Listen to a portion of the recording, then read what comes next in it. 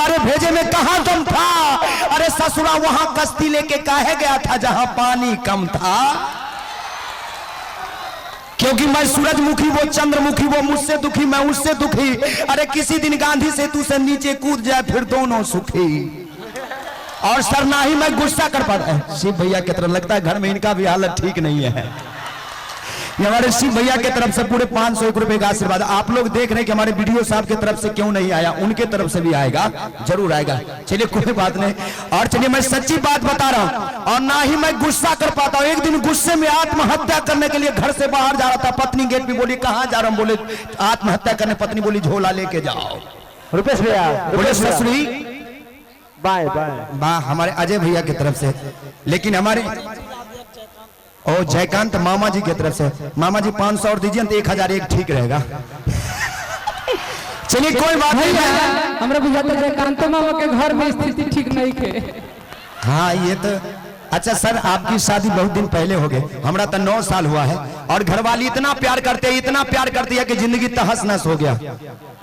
और वीडियो साहब के मामा जी हैं। अच्छा चलिए एक बार तालियां होनी चाहिए मामा जी के लिए। लेकिन सच्ची बात बता रहा हूं, ना ही मैं गुस्सा कर पाता हूं कि मैं गुस्से से आत्महत्या करने के लिए घर से बाहर जा रहा था। पत्नी गेट पे बोली कहां जा रहा। बोले मरने जा रहे हैं। बोले कि झोला लेकर जो। बोले ससुरी झोला का है, ठंडा हो जाएगा ना तो उधर से 2 किलो टमाटर लेके आना।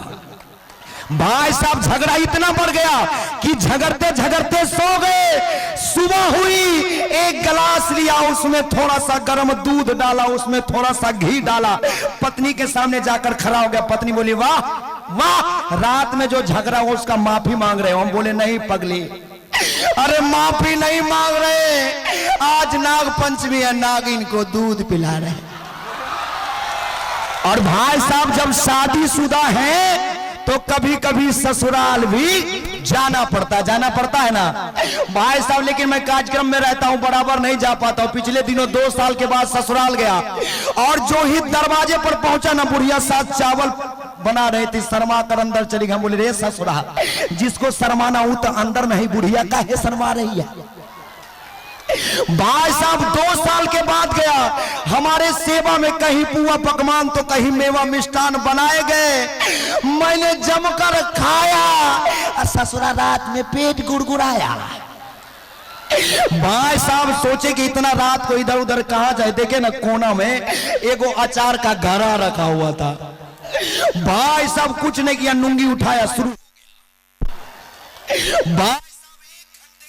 में पूरा फूल। हम सोचे अगर घर में छोड़ेंगे तो सुबह में लोग क्या बोलेगा। बस गमछा लिया, उसका मुंह बांधा, चल दिया कांधा पर लेकर फेंकने के लिए। जो ही कुछ दूर आगे बढ़ा ना, सामने से एक सिपाही जी डंडा लेके आ रहे थे।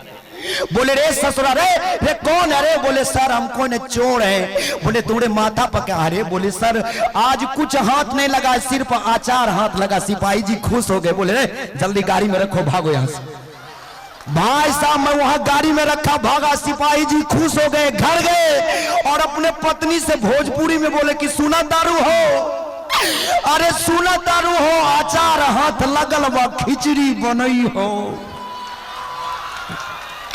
भाई साहब सुबह हुई, खिचड़ी बनी। मैडम जी जो ही गमछा खोली न बोले सुना दारू, अरे ससुरा खाली बदबू दे रहा है। सिपाही जी बोले कोई बात नहीं है, बदबू दे रहा, पुराना आचार है, बदबू देवे करेगा, जल्दी लाओ जल्दी लाओ जल्दी लाओ। भाई साहब मैडम जी नाक पकड़ के अंदर हाथ डालकर पीस खोजने लगी। पीस खोजने लगी, बोली सुना दारू हो, एक को पीसवा नहीं मिल रहा है। सिपाही जी बोले पीस नहीं मिल रहा है, थोड़ा मसाला डाल के लाओ, थोड़ा मसाला डाल के लाओ। भाई साहब मसाला डालकर जो ही सिपाही जी के आगे पड़ा, सिपाही जी बोले रे ससुरा धोखा दे गया, ससुरा धोखा दे गया, अचार के बदले में अपना चोखा दे गया। भाई साहब हम अगले दिन पकड़े गए, हथकड़ियों में जकड़े गए। सिपाही जी बोले रे ये ससुरा अचार कहाँ बनाया था रे। हम बोले सर यहाँ बनाए थे, यहाँ से सप्लाई कर दिए। चलिए जिनको चल गए, एक बार हाथ उठा के बताइए जिनको जिनको अचार चाहिए।